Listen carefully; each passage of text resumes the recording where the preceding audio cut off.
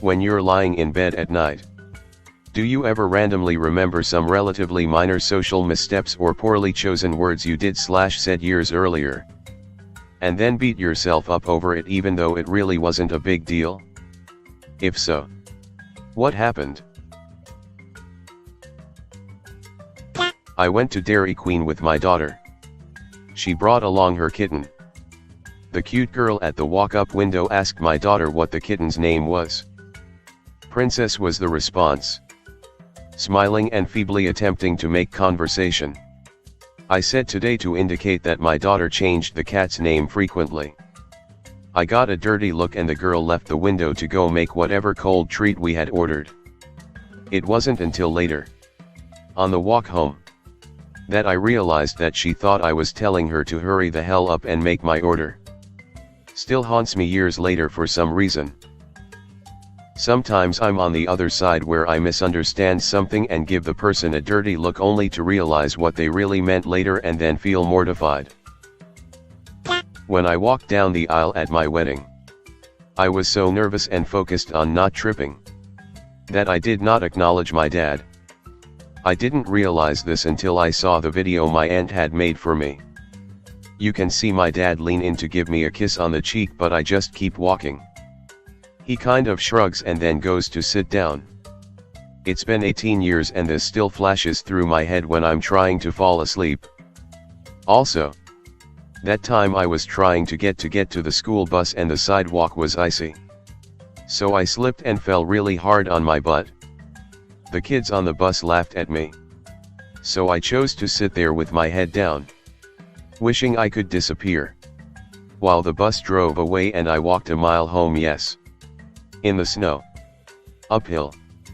Both ways. Yeah. My dad and I both forgot to hug each other. We did it during the rehearsal and everything. But the day of, I think we were both trying not to trip, so we forgot. He felt worse about it than I did. 4th grade classroom. We were having a face-off between students on who could name the capital of whichever state our teacher named. I had been on a roll getting a few correct in a row. Then the teacher says Kentucky. With all of the enthusiasm and seriousness in the world, I screamed Frankfurt. Everyone was dying laughing except for me. At the time, looking back, it cracks me up that I was so upset about it. You were pretty much right. You should tell my teacher that because she said I lost. I was in the 4th grade and it was Valentine's Day. I was the new kid in school and this one boy had been picking on me all year.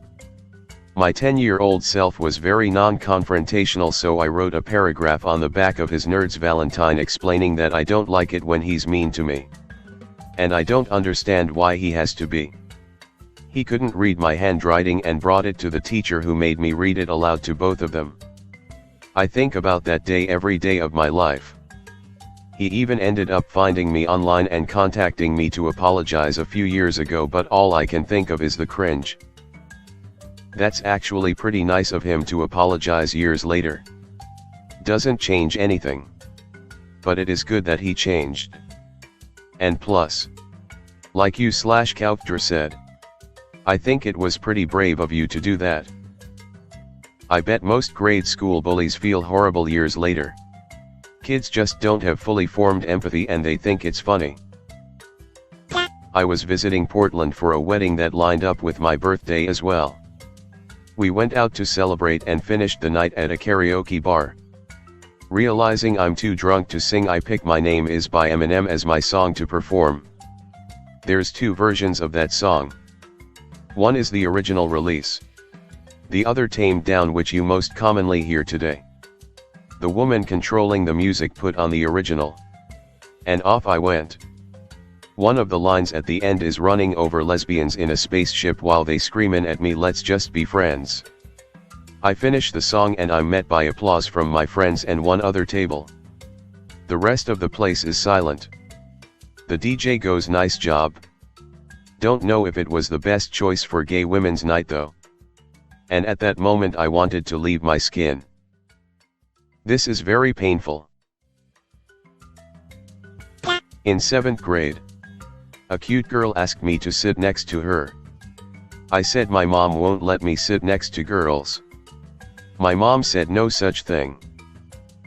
If you said cute girls, you'd have been a total baller. So close.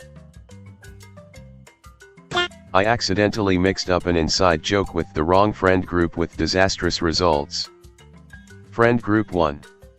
The joke was when someone calls and asks who's all there, we would add Daryl to the list of names.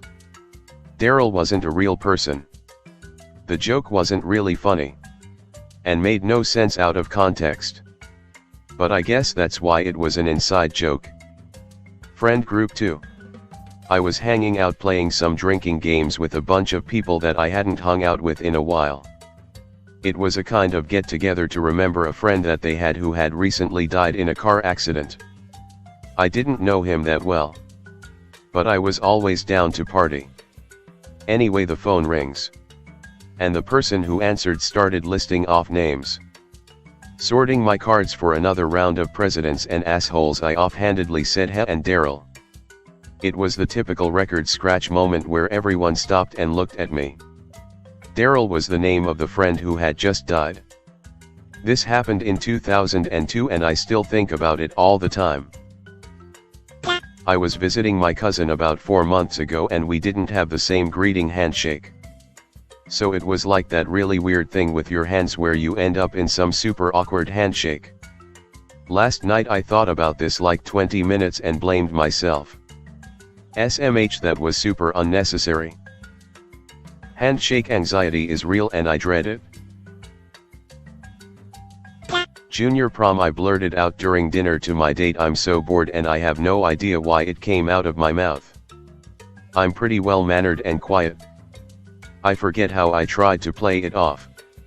But I felt so bad. Was talking with a black friend of mine. And we were discussing random haircuts and styles we would get if we were other races. I said I wanted that common look. He thought I said that common look. I meant the rapper. Shaved head with the nice trimmed up goatee. It didn't dawn on me until a week later why he gave me that weird look after I said it. He thought I was saying that common look every black guy has. Still makes me twitch every once in a while. You could bring it up to him later? Maybe discuss haircuts again. And bring up the common look, and this time mention along with it something like, "Yeah dude, Common's style is so great." When I was in 5th grade, our teacher said a joke in front of the class and everyone laughed, including myself. After the laughter died down, a girl looked up at me and said, "You have a really damn disgusting laugh." Ew.